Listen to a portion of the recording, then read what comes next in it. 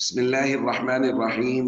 عن ابي الدرداء رضي الله تعالى عنه قال قال رسول الله صلى الله تعالى عليه وسلم: دعوة المرء المسلم لأخيه بظهر الغيب مستجابة. الحديث رواه مسلم. نبی کریم صلی اللہ علیہ وسلم نے ارشاد فرمایا، مسلمان کی اپنے بھائی کے لیے اس کی عدم موجودگی میں کی گئی دعا وہ مستجاب ہوتی ہے، یعنی وہ ضرور قبول ہوتی ہے۔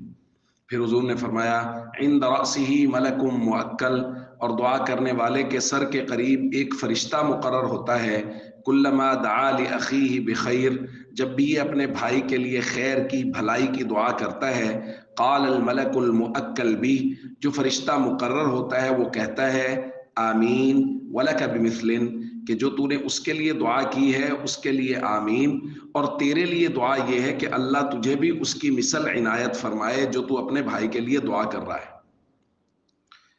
دوستو، مسلمانوں کے لیے دعا کرنا اللہ رب العزت کو بہت محبوب ہے، اللہ کو بہت پسند ہے کہ ایک مسلمان دوسرے مسلمان کے لیے، ایک آدمی دوسرے آدمی کے لیے دعا کرے، اور اس کی عدم موجودگی میں جب یہ دعا کرتا ہے تو یہ اس کے دل کے صاف ہونے کی علامت ہے کہ یہ خالص دل کے ساتھ اپنے مسلمان بھائی کے لیے دعا کر رہا ہے۔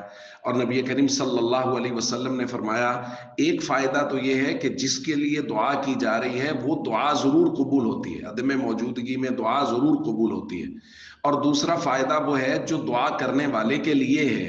حضور نے فرمایا، فرشتہ اس دعا پر آمین کہتا ہے، اور اس کے ساتھ فرشتہ دعا مانگنے والے کے لیے دعا کرتا ہے کہ جو دعا تم اپنے بھائی کے لیے مانگ رہے ہو اللہ تمہیں بھی عطا فرمائے۔ تو یہ ڈبل فوائد ہیں مسلمانوں کے لیے دعا کرنے کے۔ تو اپنے دلوں کو صاف کریں اور تمام مسلمانوں کے لیے دعائیں مانگیں، اور جب ہم ان کے لیے دعا مانگیں گے تو ہمارے لیے بہت بڑا فائدہ یہ ہے کہ اللہ کی نورانی مخلوق فرشتے وہ ہمارے حق میں وہی دعا مانگیں گے۔ السلام علیکم ورحمۃ اللہ وبرکاتہ۔